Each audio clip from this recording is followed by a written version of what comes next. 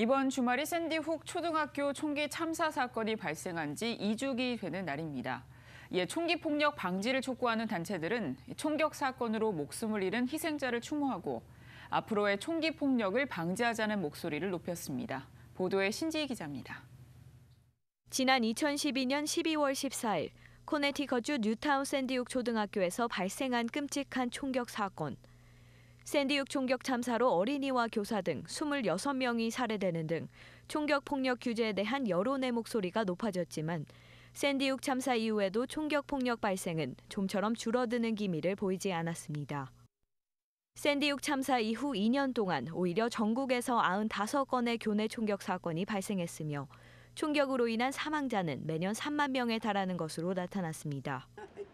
이처럼 총격 참사에 대한 충격과 슬픔에도 하루가 멀다 하고 전국에서 일어나는 총기 사건을 막고 총격 사건으로 목숨을 잃은 희생자들과 피해자들을 위로하기 위해 총기 폭력 방지에 힘쓰는 여러 단체들과 LA 카운티 슈퍼바이저들이 한자리에 모였습니다. Gun violence in this county between the years of 2002 and 2011 led to a documented some 369 homicides, and we find that to be absolutely unacceptable. 이 자리에는 아픔을 딛고 일어선 희생자 가족들도 함께 참석해 두 번 다시 이 같은 고통을 겪지 않기를 바란다며 비극의 재발을 막기 위해 목소리를 냈습니다.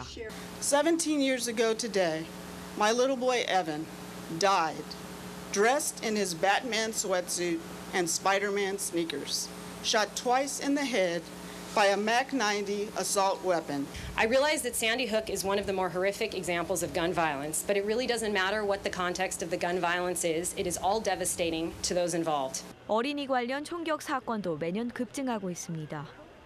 전국에서 매년 15,000여 명의 어린이들이 총격 사건으로 사망하거나 부상을 입는 것으로 나타났습니다. 특히 어린이들이 장전된 채 집에 보관된 총기에 노출되는 경우가 많아 사망 또는 부상하는 경우가 적지 않다며 집안에 보관된 총기에 반드시 잠금 장치를 할 것을 당부했습니다. LAA 팀 프라임 뉴스 신지입니다.